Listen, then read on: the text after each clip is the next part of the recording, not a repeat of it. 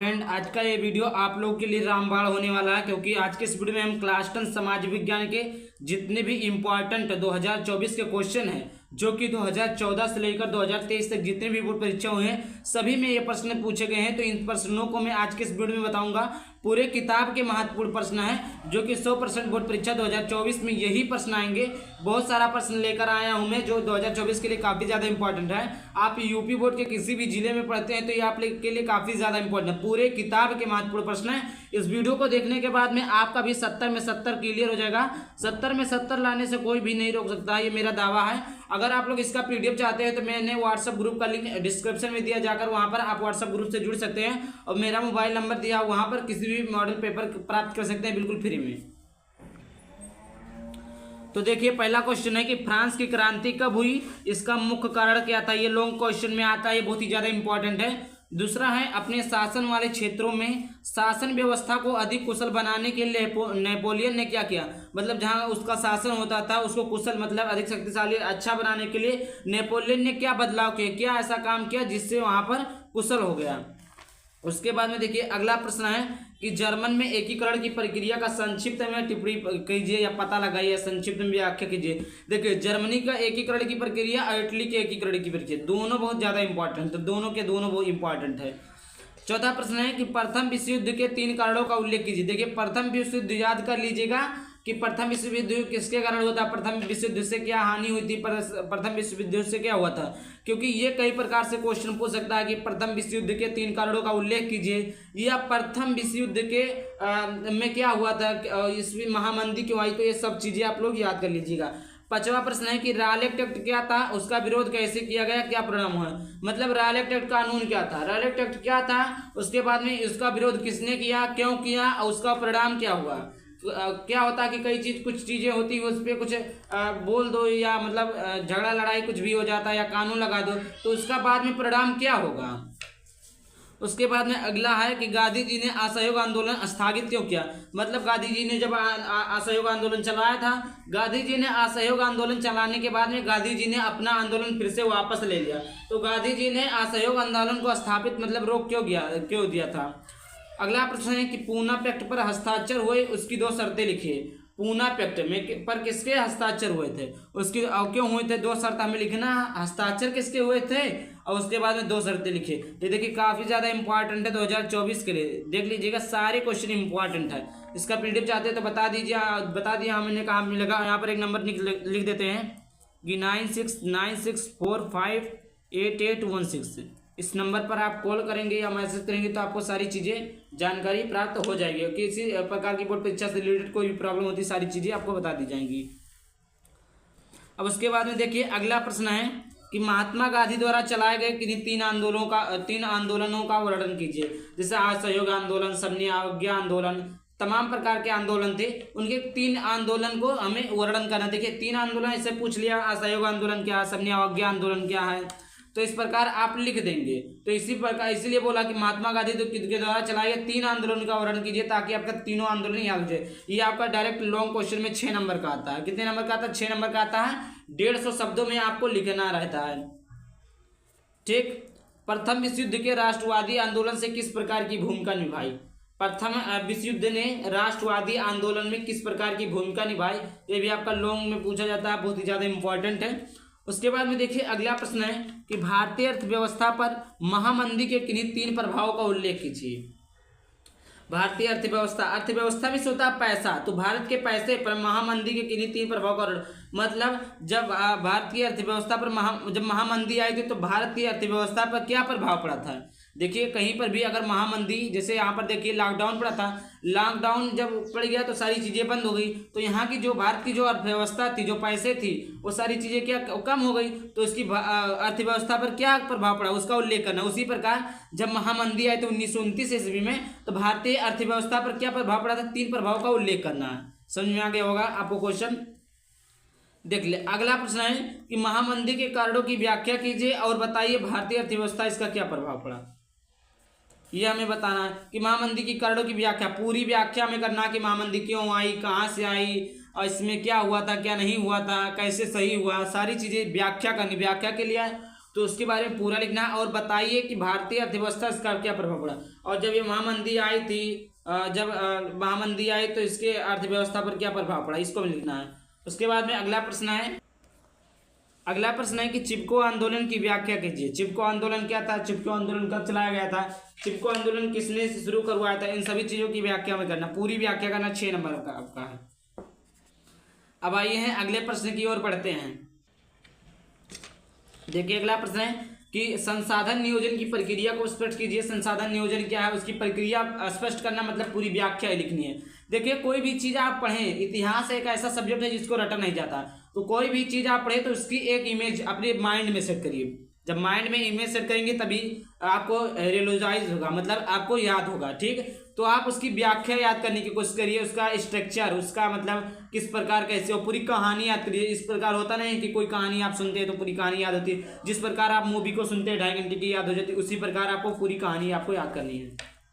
अगला प्रश्न 13 नंबर, नवीकरणीय संसाधन क्या है, इन्हें कितने भागों में विभाजित किया गया है। मतलब नवीकरणीय संसाधन क्या है, नवीकरणीय संसाधन के प्रकार कितने होते हैं, और नवीकरणीय संसाधन की हमें व्याख्या पूरी करनी है कि किस प्रकार कौन सा नवीनीकरण है, कौन सा अनवीनीकरण है। नवीकरणीय संसाधन क्या है, इन्हें कितने भागों में विभाजित किया गया है, दो भागों में विभाजित किया, वैसे आप लोग देख लीजिएगा। अगला प्रश्न है 14 कि जलोढ़ मिट्टी तथा काली मिट्टी की विशेषताओं को संक्षेप में लिखिए। देखिए मिट्टी के जो प्रकार होते हैं, मिट्टी के प्रकार, देखिए ये कई प्रकार से क्वेश्चन पूछे जा सकते हैं, देख लीजिएगा कैसे कैसे कि जलोढ़ मिट्टी तथा काली मिट्टी की विशेषता को संक्षेप में बताइए। या ऐसा पूछ सकता है काली मिट्टी कहाँ पाई जाती है, काली मिट्टी से क्या बनाया जा सकता है, मतलब काली मिट्टी पर क्या उगाया जा सकता है, भारत में पाई जाने वाली प्रमुख मिट्टियों का वर्णन करो, और चाय की खेती के लिए कौन सी मिट्टी उपयोगी है। तो मिट्टी के बारे में आप सारी जानकारी प्राप्त कर लीजिएगा, इस प्रकार आपके क्वेश्चन पूछे जाते हैं। अगला प्रश्न है 15 कि भारत में मिट्टी के प्रकारों का एक निबंध लिखिए। देखिए भारत में कितने प्रकार की मिट्टी पाई जाती है, तो मिट्टी के प्रकार और जितनी भी मिट्टी है उनके डिफिनेशन, और इसके उसमें कौन सी फसलें उगाई जा सकती है, वो चीज़ें लिखना है। देखिए हमने बार बार बताया था कि प्रकारों का एक निबंध में से होता है पूरा सारांश, उसके बारे में लिखना। अगला प्रश्न 16 नंबर कि जैव विविधता क्या है, यह मानव जीवन के लिए क्यों महत्वपूर्ण है। जैव विविधता क्या है, एक क्या है, और ये मानव जीवन के लिए क्यों महत्वपूर्ण है, क्यों मानव जीवन के लिए महत्वपूर्ण है, क्यों किसी दूसरे चीज के लिए महत्वपूर्ण नहीं है, क्यों केवल मानव जीवन के लिए ही महत्वपूर्ण है। जैव विविधता क्या है, इसका मानव जीवन के लिए क्या महत्वपूर्ण है, इस प्रकार आपको देख लेना है। उसके बाद में 17 नंबर प्रश्न है कि बहुसंख्यक से आप क्या समझते हैं, श्रीलंका में इसकी क्या महत्ता है, परिभाषित कीजिए। बहुसंख्यक के बाद में होता है जहाँ की आबादी बहुत ज़्यादा हो जाए, यहाँ की आबादी बहुत ज़्यादा हो जाए। बहुसंख्यक से आप क्या समझते हैं, श्रीलंका में इसकी क्या महत्ता है, परिभाषित कीजिए। देखिए श्रीलंका की सरकार, बेल्जियम की सरकार किस प्रकार थी, इसको भी देख लीजिएगा, ये काफ़ी ज़्यादा इंपॉर्टेंट है कि श्रीलंका की सरकार किस प्रकार थी, बेल्जियम की सरकार किस प्रकार थी, कौन सी बेस्ट थी, इतना देख लीजिएगा। इसके बाद में दूसरा क्वेश्चन कि बहुसंख्यक से आप क्या समझते हैं, श्रीलंका में इसकी महत्ता परिभाषित कीजिए। अगला प्रश्न है कि गठबंधन सरकार से आप क्या समझते हैं, प्रकाश डालिए। गठबंधन सरकार देखिए ऐसे यहाँ पर जैसे चुनाव में गठबंधन सरकार होती है, उसी प्रकार इसमें भी गठबंधन सरकार होती है। तो गठबंधन सरकार के बारे में आप जितनी भी जानकारी प्राप्त कर लेते हैं उतनी अच्छी है, क्योंकि गठबंधन सरकार वो ज़्यादा क्वेश्चन पूछता नहीं, लेकिन काफ़ी ज़्यादा इंपॉर्टेंट है। आपको परीक्षा में लिखा है गठबंधन सरकार कैसे होती है, क्यों होती है। अगला प्रश्न है, देखिए आप जब कोई चीज़ पढ़ेंगे ना, क्यों कैसे कब, 3 प्रश्न आप करना जान जाएंगे ना, तो आप जीवन में इतिहास कभी छूट नहीं सकता कि आपका इतिहास छूट जाए। क्या क्या चीज़ें जान लेंगे कि जीवन में आप क्या जान लेंगे कि इतिहास में आपको यही जानना, कब कैसे और क्यों, यही 3 चीज़ें आप जान लीजिए, आपका कल्याण है। आप ये 3 चीज़ें जान लीजिए और आपको लिखना आ जाए, लिखना बोलना, बस ये इतना चीज़ है।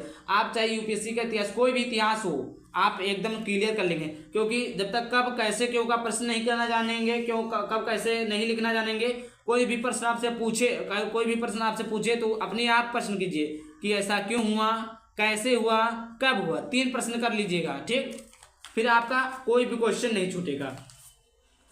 उसके बाद में देखिए संघवाद क्या है, इसकी प्रमुख विशेषताओं का उल्लेख कीजिए। संघवाद क्या है, इसकी प्रमुख विशेषताओं का उल्लेख कीजिए। देखिए 4 डिफिनेशन आपको याद होना जरूरी है। संघवाद क्या है, सत्ता की साझेदारी क्या है, गणतंत्र क्या है, गणराज्य क्या है, इतनी 4 से 5 डिफिनेशन आप याद कर लीजिएगा।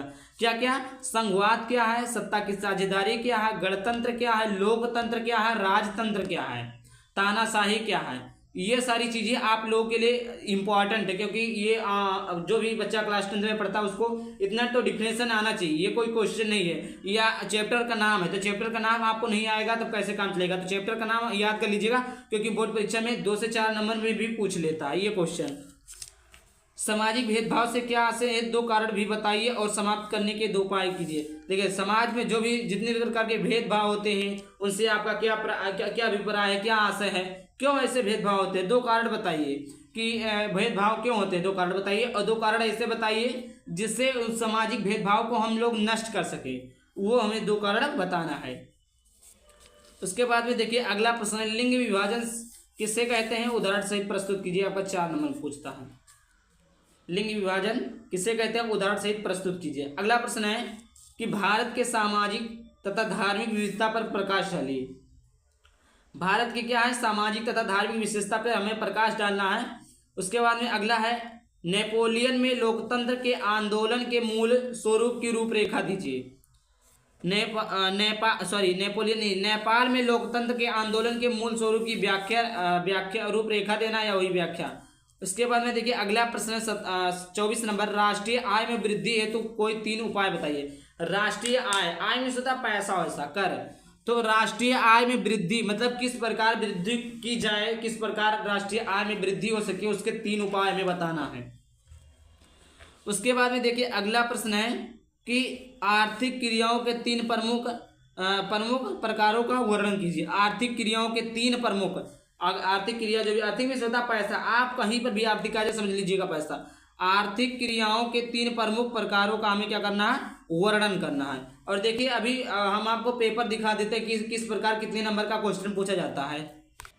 देखिए ये ओरल पेपर है। देखिए जो क्वेश्चन होते हैं 4 नंबर, देखिए हिंदी इंग्लिश दोनों में लिखा है, लेकिन हिंदी वाला आपको करना है क्योंकि आप यूपी हिंदी मीडियम से, तो हिंदी मीडियम आप करेंगे। देखिए किस प्रकार पूछा जाता है, 4 प्रश्न पूछे जाते हैं। असहयोग आंदोलन, गरीबों और बेरोजगारी की बढ़ती जनसंख्या, लोकतंत्र में। देखिए जितने भी इंपॉर्टेंट क्वेश्चन सब हम बता रहे हैं। देखिए जो होता है 80 शब्दों में लिखना रहता है, कितने वर्ड में, 80 शब्दों में लिखना रहता है, जो कि आपका 4 नंबर का होता है। देखिए कितने क्वेश्चन पूछे जाते हैं इसमें, आपके टोटल 1 2, देखिए जितने भी प्रश्न रहेंगे सब अथवा करके रहेगा। देखिए एक ये दिया है तो एक अथवा, एक ये दिया है तो एक क्या है, अथवा है। तो देखिए आपके हमेशा अथवा में करके प्रश्न रहेंगे, और टोटल सब मिलाकर आपके जो लघु उत्तरीय प्रश्न होते हैं वो आपके टोटल कितने प्रश्न होते हैं, 4 प्रश्न होते हैं, यानी 16 नंबर का आपका होता है। देखिए यहाँ पर 4 प्रश्न है, यानी 16 नंबर का आपका होता है। कितने नंबर का होता है, 16 नंबर का आपका होता है, 16 नंबर का होता है। उसके बाद देखिए, उसके बाद में आपका 150 शब्दों में लिखना रहता है। कितने शब्दों में लिखना रहता है, 150 शब्दों में लिखना रहता है, जो कि आपका 6 नंबर का रहता है। नीचे आपके 4 नंबर के प्रश्न पूछे जाते हैं और 6 नंबर के प्रश्न पूछे जाते हैं। और ये देखिए ये जो है इसमें भी कितने क्वेश्चन रहते हैं, टोटल 4 क्वेश्चन इसमें भी रहते हैं। देखिए 4 उधर था, 1 5, देखिए अथवा ये है। फिर उसके बाद 6वां प्रश्न देखिए, 6वां के बाद में देखिए अथवा है, फिर इसको देखिए, फिर देखिए उसके बाद में 6वां हो गया। अब उसके बाद में देखिए 7वां प्रश्न, इस प्रकार देखिए 7 8वां है और यहाँ पर क्या 7वां। तो टोटल आपके इसमें भी लघु उत्तरीय 4, दीर्घ उत्तरीय 4। तो लघु उत्तरीय कितने नंबर के होते हैं आपके, 4 नंबर के होते हैं। उसके बाद में जो दीर्घ उत्तरीय प्रश्न होते हैं वो कितने नंबर के होते हैं, 6 नंबर के होते हैं। तो इस प्रकार आपका होता है। अब देखिए उसके बाद में आपको हमने बता दिया कितने नंबर का आता है। तो जितने भी इसमें हैं जो व्याख्या करना है और जिसमें 2 कारण लिखना है, वो सब क्या है, लॉन्ग क्वेश्चन है। अगला प्रश्न है 26वां की प्रथम एवं द्वितीय एवं तृतीय क्षेत्रकों की विवेचना कीजिए। मतलब प्रथम क्षेत्र किसे कहते हैं, द्वितीय क्षेत्र किसे कहते हैं, तृतीय क्षेत्र किसे कहते हैं। प्रथम क्षेत्र में क्या होता है, द्वितीय क्षेत्र में क्या होता है, तृतीय क्षेत्र में क्या होता है, क्योंकि ये एमसीक्यू में ज्यादा क्वेश्चन पूछे जाते हैं। अगला प्रश्न है कि वैश्वीकरण से आप क्या समझते हैं, अपने शब्दों में व्याख्या कीजिए। हमें ये बताना है कि वैश्वीकरण से हम क्या समझते हैं, वैश्वीकरण होता क्या है, इसकी पूरी हमें व्याख्या करना है। तो देखिए इतना सारा प्रश्न था जो हमने बता दिया। अभी और सारे प्रश्न हैं, तो आइए एक एक करके उन लोगों को भी देख लेते हैं। देखिए बहुत ही ज़्यादा इंपॉर्टेंट है, बोल रहा हूँ। अगर पीडीएफ चाहते हैं तो डिस्क्रिप्शन में नंबर, व्हाट्सअप नंबर और उसके बाद में ग्रुप का लिंक दिया, आप ज्वाइन होकर वहाँ से पीडीएफ प्राप्त कर सकते हैं किसी भी सब्जेक्ट का। उसके बाद में आइए अगले देखिए अगला प्रश्न 27वां कि उपभोक्ता संरक्षण अधिनियम 1986 पर संक्षिप्त टिप्पणी लिखिए।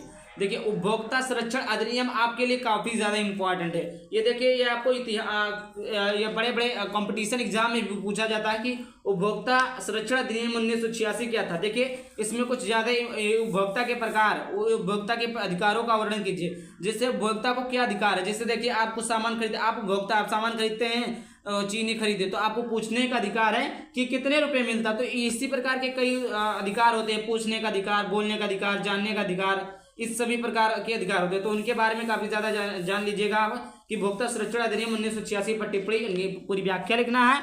उसके बाद में उपभोक्ता के अधिकार यानी उपभोक्ता के क्या क्या अधिकार है उसको आपको लिखना है। अगला प्रश्न है कि सड़क परिवहन के 3 गुण बताइए और भारत के आर्थिक विकास में एक परिवहन के 3 योगदानों को स्पष्ट कीजिए।